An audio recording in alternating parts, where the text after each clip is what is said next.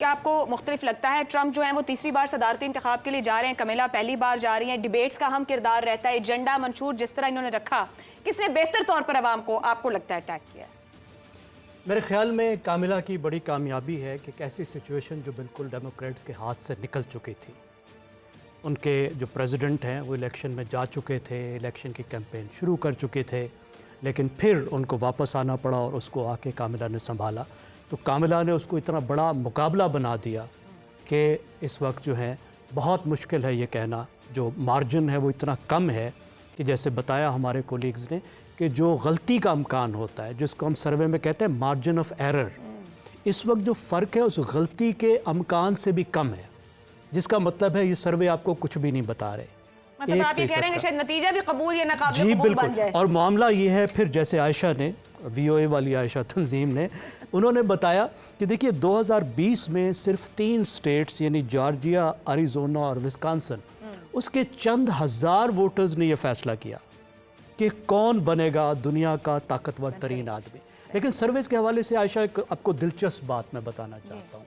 एक तरफ तो सर्वे हैं, लेकिन गुज़श्ता बहुत से इलेक्शन से जब भी अमेरिकी इलेक्शन होता है तो एक नाम बहुत गूंजता है, बहुत बहस की जाती है उसकी प्रेडिक्शन पर और उससे बहुत पूछा जाता है, और वो है प्रोफेसर एलन लिकमैन। एलन लिकमैन जो है वो हिस्टोरियन है। उन्होंने 13 कीज़ बनाई हैं, यानी 13 सवालात हैं जो परफॉर्मेंस के इंडिकेटर हैं। अगर उसमें अक्सरियत का जवाब हाँ में हो तो इसका मतलब है कि जीत जो होगी वो हुकूमत करने वाली पार्टी की होगी। तो गुज़श्ता 10 इलेक्शन में से 9 के वो ठीक प्रेडिक्शंस कर चुके हैं। अगरचे एक के बारे में भी कहते हैं कि उसमें भी मेरा ठीक था, अल गोर जीत चुका था, लेकिन उसको अदलिया ने उसको हरा दिया। तो ये 10/10 है। और प्रोफेसर लिकमैन जो हैं, क्या कहते हैं इस बार, ये बता दें। ये बहुत दिलचस्प बात है। लिकमैन कहते हैं कि ट्रंप इस इलेक्शन को नहीं जीत सकेंगे, कामिला इसको जीतेंगे, और इस 1 महीने के दरमियान में उसका इसरार है कि इलेक्शन जो है वो जीतेंगे। मैं शहजाद साहब के पास ये बात लाती हूँ। शहजाद साहब, पहला मुकाबला ट्रंप का हिलरी से हुआ था, वो हिलरी को हरा गए थे, अब उनका कमेला से है, ये कैसा मुकाबला कर पाएंगे? और फिर इस प्रेडिक्शन के मुताबिक देखिए, एक तो जो ट्रंप और हिलरी का जो मुकाबला था, मेरी नज़र में ट्रंप एक नॉवल्टी थे उस वक्त, और एक नॉवल्टी के तौर पर हिलरी एक नॉन क्वांटिटी थी, वो सब दुनिया जानती थी, वो फॉरेन सेक्रेटरी रह चुकी थी और वगैरह वगैरह, और उनका अपना एक रिकॉर्ड था। तो मेरा ख्याल है कि उस लिहाज से एक नॉवल्टी को एक नया मौका, नया चांस देने की एक पॉसिबिलिटी थी जो कि सामने आई। लेकिन जो वो 4 साल उन्होंने जो किया, उसके अंदर बहुत सारे उनके शायद बहुत फैंस भी बन गए होंगे, लेकिन बहुत सारे लोगों ने उनके ऊपर तनकीद भी की, उनके स्टाइल ऑफ गवर्नेंस के ऊपर। तो मेरा ख्याल है एक तो ये फ़र्क है जो कि इस मर्तबा नहीं है। दूसरी बात ये है कि मैं समझता हूँ कि गो कि हम बहुत ज़्यादा इसको और हाइप भी है और कॉन्सिक्वेंशल भी कह रहे हैं। मेरी नज़र में दोनों ही रिलक्टेंट वॉरियर्स हैं इस दफ़ा, और रिलक्टेंट वॉरियर्स इस तरह से हैं, स्टैंड बाय हैं दोनों। यानी जब रिपब्लिकन पार्टी के अंदर मेरे ख्याल में कोई और चेहरा पिछले 4 साल में, 8 साल में नहीं नज़र आया, तो they had to fall back on Trump. और ट्रंप ने जब बाइडन की कमज़ोरियाँ देखी हैं उसके टेन्योर की, तो उसने कहा कि ये तो एक और मौका आ गया मुझे रिडीम करने के लिए, अपना मौका अपना जताने के लिए कि मैं वाकई 2020 जीत गया था, देखो मैं इस बार फिर जीत गया हूँ। इधर से Kamala Harris was just the vice president, और वो बाइडन जब कमज़ोर हुआ तो इस्टेब्लिशमेंट की जो सपोर्ट है वो कमला को आ गई। तो अब आप सवाल पूछिए कि शायद जहाँ एस्टेब्लिशमेंट की सपोर्ट हो वहाँ क्या होगा, वहाँ पे क्या होता है, वहाँ पे क्या होता है। इसलिए एस्टेब्लिशमेंट की जो सपोर्ट जहाँ होती है वहाँ मगर ये डू एंड डाई बन गया वहाँ दोनों के लिए। वो सिर्फ इसलिए मैंने कहा रिलक्टेंट वॉरियर्स एक्सेप्ट कर जाएंगे या हमारे इंतखाबात के नतीजे, क्योंकि इस तरह की बातें भी इस बार कहाँ से हो रही हैं। ट्रंप तो कभी भी एक्सेप्ट नहीं करते, ट्रंप तो कभी एक्सेप्ट नहीं करते। वो तो पहले से कह रहे हैं कि मैं जीता हूँ, और वो बात भी वो कर रहे हैं जो आपने अभी की वोट थ्रेट वाली, वो अभी से उन्होंने उस तरह की गुफ्तगू लेकिन बहुत की चीज़ क्या है, बहुत की चीज़ यह है कि कमला के लिए जो वोटर्स हैं वो कितने बार निकलते हैं, निकलेंगे क्योंकि ख़वातीन बहुत निकलेंगी, लेकिन जो ब्लैक मैन है ना, यानी वो उनका एक बहुत बड़ा सवाल है जो कि आम तौर पर डेमोक्रेटिक सपोर्ट होती है और इस मरतबा वो नज़र नहीं आ रही। That will be the hanging question, देर के वो निकलेंगे इसकी सपोर्ट में। सब सपोर्ट के बावजूद एक बड़ा हम ब्रेक ले लूं मैं, अच्छा आप कह दें अगर कहना है। देखिए, मैं समझता हूँ 2009 में अमेरिका ने एक बहुत बड़ा बैरियर तोड़ा था, जब ओबामा उन्होंने थे। एक ब्लैक प्रेसिडेंट को मुंतखब किया था। ठीक हो गया। लेकिन जो दूसरा बैरियर, जेंडर बैरियर था, आज तक अमेरिका उसको नहीं तोड़ सका। यहीं पे मैं ब्रेक लेने जा रही थी कि ये दूसरी बड़ी बात है कि कैमिला का बड़ा चैलेंज है being black and then being women. एक ब्रेक लेते हैं, ब्रेक से वापस आएंगे तो गुफ्तगू को आगे बढ़े। यूएस इलेक्शन खुसूसी ट्रांसमिशन में समा पर आपको एक बार फिर खुशामदीद कहेंगे। लाहौर स्टूडियो में मेरे साथ जैगम खान साहिब और शहजाद चौधरी साहिब हैं। वाशिंगटन डीसी में VOA के स्टूडियो से हमारे साथ मोहम्मद आतिफ और हमारे साथ आयशा तंजीम रऊफ आरिफ मौजूद हैं। आयशा, मैं एक बात आपसे यहाँ जानना चाह रही थी, इन दोनों सदारती उम्मीदवारों के होते ट्रंप की जीत की सूरत में क्या नस्ली, लिसानी, मजहबी बुनियादों पर मजीद पोलराइजेशन एक्सपेक्टेड है? कैमरा के आने से क्या एक्सपेक्ट कर रहा है अमरीकी मुआशरा? जी देखिए, प्रेसिडेंट ट्रंप ने ये कहा है कि वो आते ही अपनी कुछ पुरानी पॉलिसीज़ जो हैं उनको रिवाइव करेंगे। मिसाल के तौर पे अपनी फर्स्ट टर्म में उन्होंने मुस्लिम मेजॉरिटी कुछ मुल्कों से लोगों के अमेरिका आने पे पाबंदी लगा दी थी और रिस्ट्रिक्ट कर दिया था, जिसको कि मुस्लिम बैन कहा जाता था। वो कहते हैं कि वो इसको रिवाइव करेंगे। फिर वो कहते हैं कि वो एक मैस डिपोर्टेशन करेंगे, यानी कि अमेरिका में जो इलीगल इमिग्रेंट्स मौजूद हैं, जो कि मिलियंस की तादाद में हैं, उनको वो मुल्क से निकालेंगे और इसके लिए वो कैंप्स भी बनाएंगे कि जब तक उनकी डिपोर्टेशन नहीं होती उन्हें कैंप्स में रखा जाए। तो इस तरह के उनके कुछ बयानात से ये खतरात सामने आए हैं कि शायद एक बड़े पैमाने पर जो है कोई सिविल अनरेस्ट पैदा हो जाए। लेकिन प्रेसिडेंट ट्रंप के जो सपोर्टर्स हैं वो ये कहते हैं कि जी प्रेसिडेंट ट्रंप जो है वो इस तरह की बढ़ चढ़ के बातें करते हैं, आप उन बातों पे ना जाएं। वो अनप्रेडिक्टेबल बातें इसलिए करते हैं कि लोग समझ ना पाएं। और प्रेसिडेंट ट्रंप ने दूसरी तरफ ये भी कहा कि मैं जंगें ख़त्म कर दूंगा, मैं मशरिक़ वस्ता में अमन ले आऊँगा, मैं यूक्रेन में अमन ले आऊँगा। तो इसलिए अगरचे ये बात ठीक है कि उनके बयानात की रोशनी में ये डर है कुछ लोगों को कि शायद अमेरिका में नस्ली और मजहबी बुनियादों पर अनरेस्ट हो, लेकिन इसके बावजूद हमने ये भी देखा कि कुछ लैटिन अमेरिकन्स ने, कुछ मुस्लिम्स ने प्रेसिडेंट ट्रंप को एंडोर्स भी किया। दूसरी तरफ कमला हैरिस खुद वो एक उनके बैकग्राउंड में साउथ एशिया का भी उनसर है, उनकी वालदा इंडियन थी, अफ्रीकन अमेरिकन उनसर भी है, उनके वालिद जमैकन थे।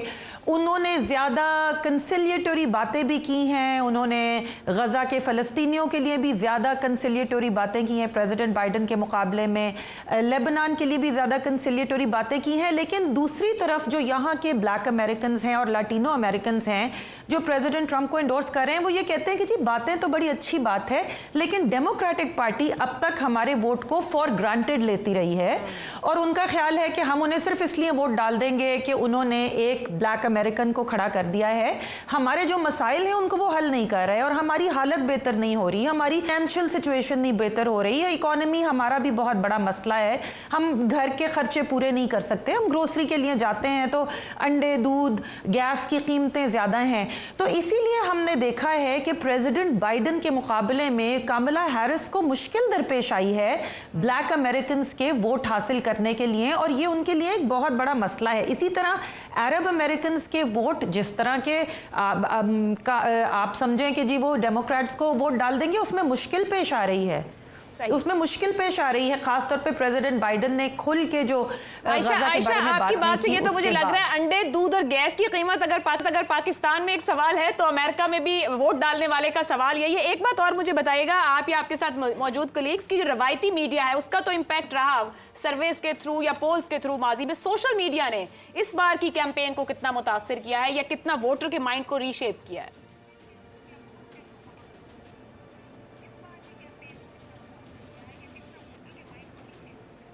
रऊफ आप जी, जहाँ तक रवायती मीडिया का जिक्र है तो अमेरिका में एक बड़ा इंटरेस्टिंग फिनोमेना है। इसको आप 2-3 हिस्सों में डिवाइड करके देखें। अगर सीनियर सिटीज़न पॉपुलेशन या जो मैच्योर पॉपुलेशन वोटर्स हैं वो अभी भी रवायती मीडिया, ट्रेडिशनल मीडिया की तरफ जाते हैं, लेकिन अगर आप यूथ पॉपुलेशन को देखें जो जेन जी है, वो इस वक्त 41 मिलियन वोटर्स हैं जो फर्स्ट टाइम वोट करने के लिए इस प्रोसेस का हिस्सा बनने जा रहे हैं।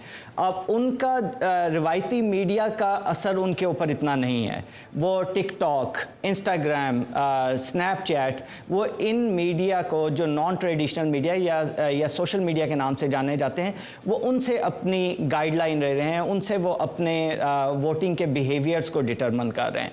तो बेसिकली हमें ये देखना पड़ेगा कि बोथ मीडिया जो दोनों साइड ऑफ द आइल हैं, वो अपना असर अपनी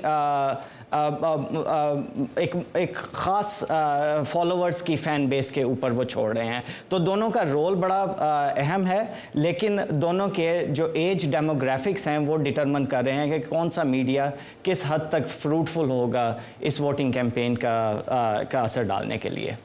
आयशा, मैं चाहूँगा कि शहजाद चौधरी साहब से ये सवाल किया जाए कि पाकिस्तान क्या तवक्को कर रहा है कि जो नई इंतज़ामिया आएगी उसके पाकिस्तान के साथ डिफेंस रिलेशंस कैसे होंगे, और जो ओवरऑल एक सिचुएशन है यूएस पाकिस्तान रिलेशंस की, उस पर पाकिस्तान की क्या तवक्कुआत हैं?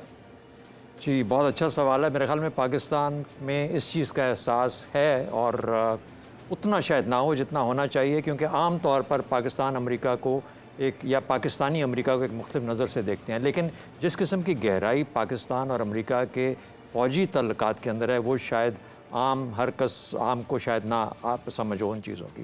मेरा ख्याल है पाकिस्तान और अमेरिका का ताल्लुक माशी और एक्सपोर्ट्स से हट के दिफाई तल्लुकात के अंदर भी काफ़ी गहरा है, और इसकी ज़रूरत रहती है। ये कायम रहेगा, बिकॉज इसके बगैर दोनों अतराफ़ से एक जो ताल्लुक है जो कि दहाइयों के ऊपर कायम हुआ है, उसको कायम रखना ज़रूरी होगा। एज़ फार एज़ के इन दोनों में से कौन बेहतर होगा, मेरा ख्याल है कि फ़ॉरेन पॉलिसी या इस किस्म से जो रिलेटेड इश्यूज़ होते हैं, अमेरिका के अंदर एडमिनिस्ट्रेशन चेंज, मेरी नज़र के अंदर एडमिनिस्ट्रेशन चेंज के बाद 19-20 का फ़र्क से ज़्यादा भी कर लें तो 18-20 से ज़्यादा फ़र्क नहीं पड़ता। यानी ये वो स्ट्रेटिजिक डायरेक्शंस हैं जो कि लेते हैं। उनके बड़े मोटे मोटे जो चीज़ें हैं वो सबको दुनिया में पता है कि साउथ चाइना सी या रशिया है, इस वक्त जो मामलात हैं, नेटो की सेंसिटिविटी है, मिडिल ईस्ट के अंदर जो मामलात हैं। और तो पाकिस्तान एज सच इस वक्त तो कोई उभर के सामने नहीं आया हुआ, उनकी नज़र हटी हुई है पाकिस्तान से। लेकिन क्या कोई हमारे कुर्बो जवार के अंदर कोई ऐसी सूरत पैदा हो कि फिर पाकिस्तान की ज़रूरत पड़ जाए, उस सूरत में सेंट्रल कमांड जो उनकी है, जो कि ये सीरिया को पूरे को देखती है, उसका ताल्लुक पाकिस्तानी अफवाज के साथ और पाकिस्तान के साथ बहुत ही ज़्यादा, जैसे कहते हैं, वाइब्रेंट रहता है, ताल्लुक कायम रहता है, विजिट्स चलती रहती हैं। और बहुत मुश्किलात के अंदर, बहुत सूरतों में जब पाकिस्तान और अमेरिका के दरमियान में कभी कोई मुश्किल आ भी जाए तो ये फ़ौजी तल्लुकात होते हैं जो उसको सुधारते हैं और सीधी राह पे फिर ले आते हैं। तो मेरा ख्याल है कि इतना हाइप्ड अप ना भी हो, लेकिन ज़रूरी बहुत है, और इसको कायम मेरे ख्याल में रखा जाएगा दोनों तरफ से। अच्छा, जैगम साहब से हम एक बात पूछना चाहूँगी। जैगम साहब, बहुत सी चीज़ें इलेक्शन की हम बात कर रहे हैं, वोट थ्रेट की बात वहाँ ट्रंप कर रहे हैं, या अंडों, दूध और गैस की बात उधर से कर दी गई है कि वो ये भी देख रहे हैं। अमरीकी इंतखाब में सरमाए का इस्तेमाल बहुत ज़्यादा हमें नज़र आ रहा है, कॉरपोरेट सेक्टर की जानिब से बहुत कुछ डाला जा रहा है। क्या वाज़े हो रहा है कि वहाँ भी डेमोक्रेसी के अंदर ये उसकी कमज़ोरी है निज़ाम की, इस सब के ऊपर निज़ाम खड़ा हो रहा है? मेरे ख्याल अमेरिकन सिस्टम में जो सरमाया है वो हमेशा से एक अहम जुज़ रहा है, और शायद डेमोक्रेसी पर नज़र रखने वाले उसको समझते हैं कि अमेरिकन सिस्टम की वीकनेस भी रहा है। अगर उसको कंपेयर करें हम यूरोपियंस के साथ, हमारे यहाँ तो मामला ही दूसरा है। हम भी पैसों हम सरमाए की इस्तेमाल होता है, देखिए थर्ड वर्ल्ड में तो है ही सरमाया बहुत ही ज़्यादा अहम होता है। लेकिन जो इस्टेब्लिश्ड डेमोक्रेसीज़ हैं वहाँ पे ख़ास तौर पे यूरोपियन डेमोक्रेसीज़, उस पर सरमाया इतना अहम नहीं होता। पार्टीज़ खुद इतनी मजबूत होती हैं कि उसकी जो लीडरशिप है वो मिडिल क्लास से भी काफ़ी उभरती रहती है। यहाँ पे भी खैर अमेरिका में भी ऐसे लोग तो सामने आते हैं जो बहुत अमीर नहीं होते, लेकिन ओवरऑल अगर आप देखें तो सरमाए का बहुत ज़्यादा रोल होता है। इसलिए अमेरिकन पॉलिटिक्स में, पॉलिसी मेकिंग में जो कॉरपोरेट सेक्टर है वो भी बहुत बड़ा वेट कैरी करता है।